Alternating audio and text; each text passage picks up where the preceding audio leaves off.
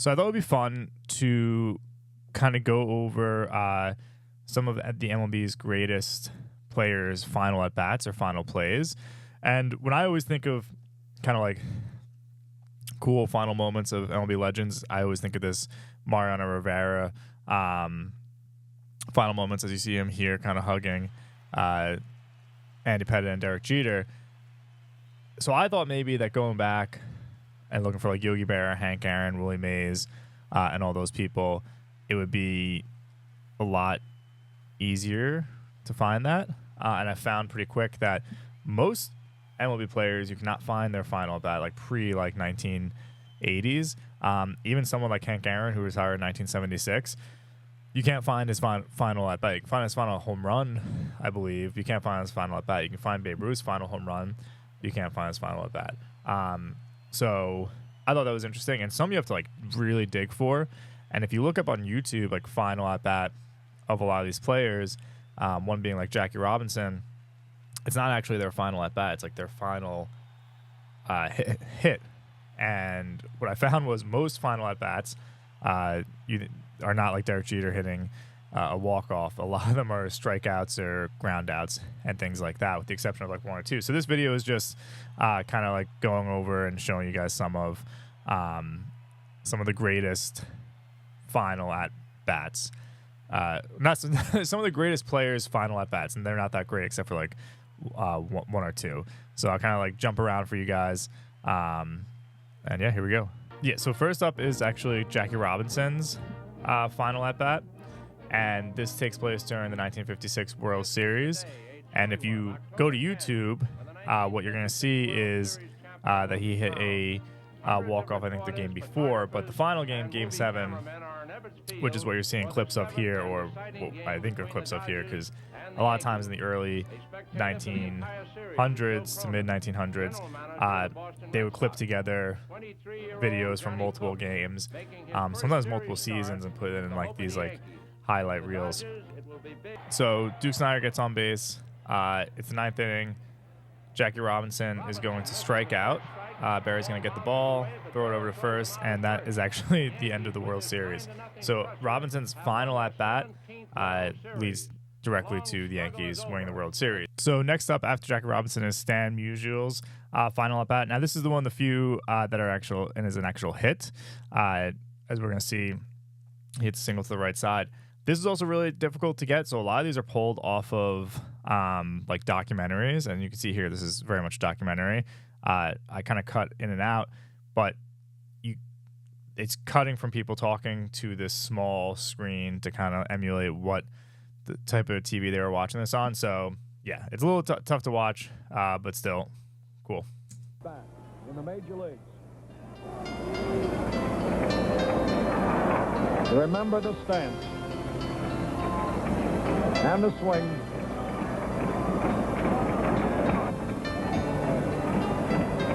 The pitch to Musial.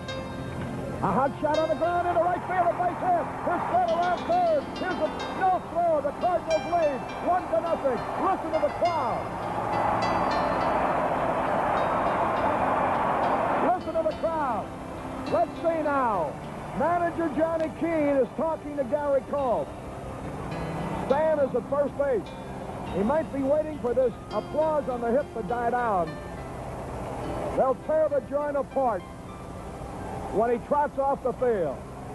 He will have gone out the way he came in with a base hit. His first base hit gave the Cardinals a 3-2 victory. Now listen, Gary Cole is going to replace Musial. There he goes. The end of a great career.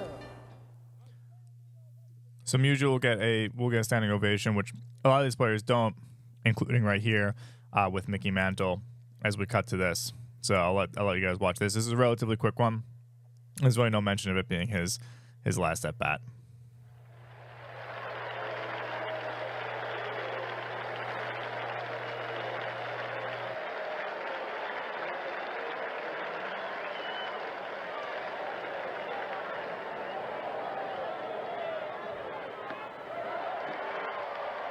Strike one.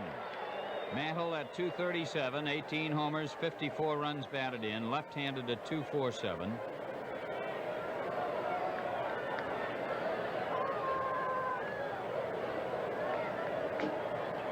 Lonborg gave up Mantle's 236th home run last weekend in New York, and they had an ovation that lasted about 5 minutes. Clark back again. Jim said he thought it was wonderful that the fans cheered Mickey the way they did, but he wasn't very happy about the situation, needless to say. 1-1.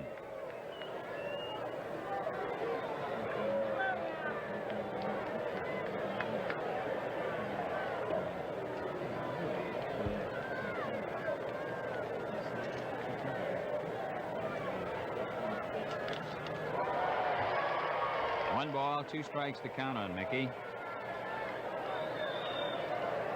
A lot of folks have been winning in Atlantic's Play Ball Collect All-Star games, like Ralph Lapine of Danbury, Connecticut, and Arnold Taylor of Hamden, Connecticut.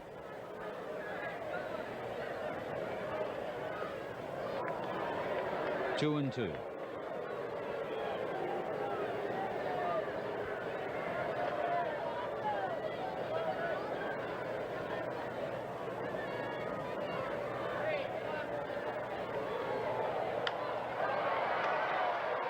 Rico backing up. Makes the catch. Mantle pops to the shortstop. And there are 2 men out. So before we jump to Roberto Clemente, Mickey Mantle's last at bat, it's not really mentioned that it is his last at bat, but he just kind of pops up to the shortstop. This is Roberto Clemente's final at bat, which I assume most people who are watching this know is his 3,000th hit,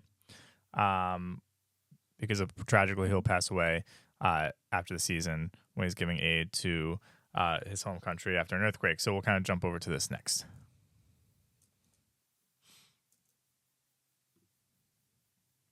On the 0-1. Bobby hits a drive into the gap in the left center field. There she is. For a double.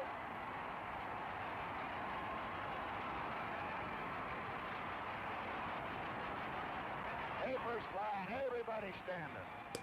So this is bias-wise one of my favorite at-bats here, even though you'll see what happens. I won't show the entire clip, but it's about a 20-minute video. So this is Carl Yastrzemski. This is his final game. You're going to see the bat. I'll show the at-bat, but I do encourage you, especially if you're a Red Sox fan, to go and jump over to YouTube and watch kind of like the full sequence, because he'll go into the dugout. He goes back out to right field, or left field, sorry. And then he's brought back into the dugout, and then he ends up doing a lap around the stadium, and he makes a speech and whatnot. So if you're a Yaz fan or you're a Red Sox fan, I definitely suggest checking this out. There's a single and 2 trips this afternoon. 2 outs and a man on for him. And he takes it low from Spiller for ball 1. What you might see is Yaz go to left and maybe a Reed Nichols running right behind him to replace him. Just a bit too low, and Yaz in the driver's seat count with the 2-0 mark.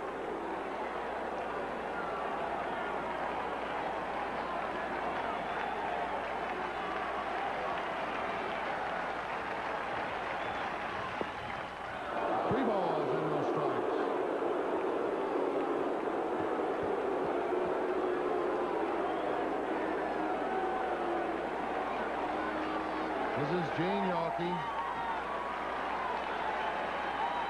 The 3-0 to Carl.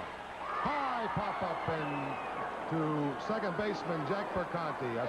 And yeah, it just kind of pops out here. But again, if you want to go check it out, there's a full video showing him going into the dugout and then doing some laps around the stadium. So I definitely suggest checking that out.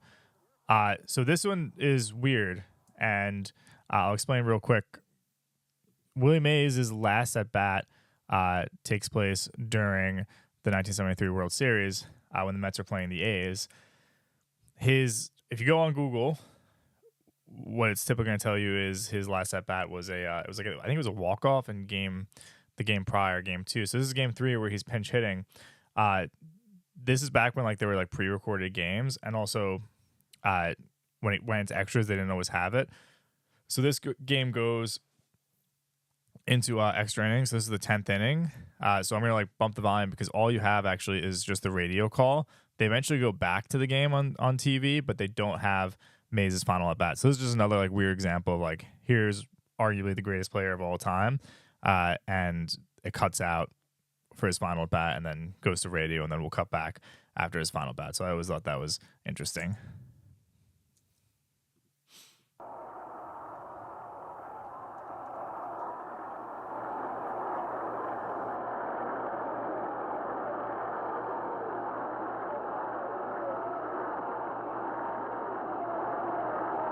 Willie Mays, 42 years old, started as a rookie in 1951 and with the New York Giants went all the way to the World Series, closing out his career here in 1973, 22 years later, and he's gone all the way to the World Series with another New York National League team, the Mets.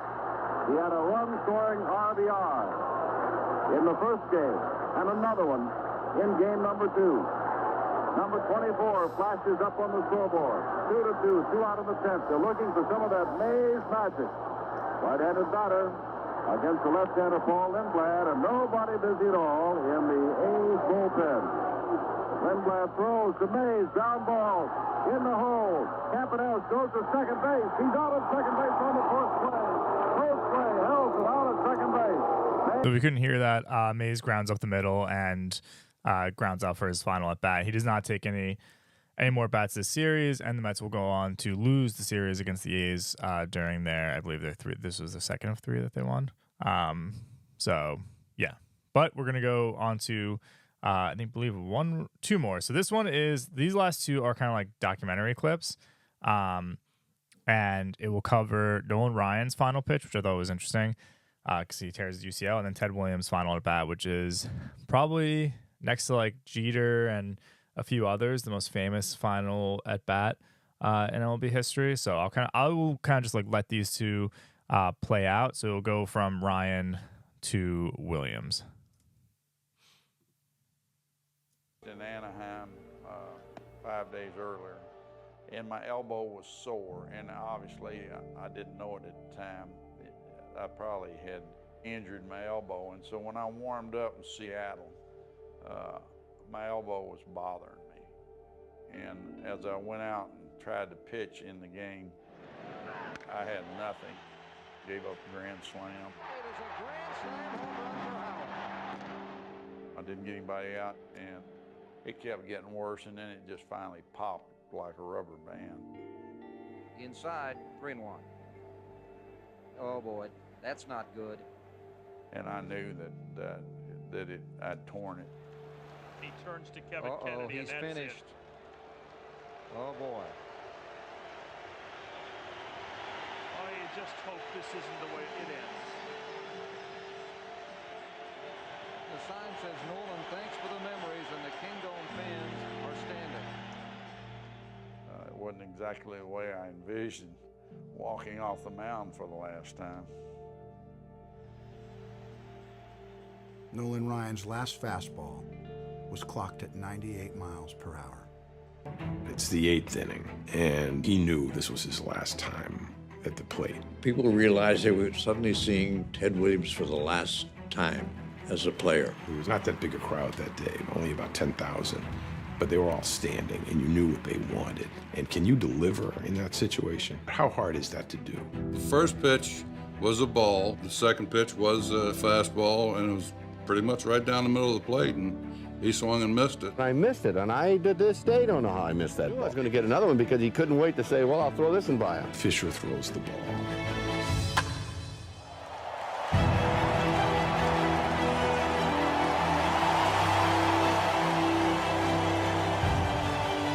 And if there was ever going to be a time when he would go back on his pledge of not wanting to tip his cap, that would have been it. And he said later that as he rounded second, the thought crossed his mind. I thought about it, but just something I couldn't quite do. He just kept the head down and kept churning and went right into the dugout. So I just want to make this quick, like 10-minute video-ish video this will not go on podcast. I'll put it online on the Twitter and whatnot. I don't know when I'm going to put it out.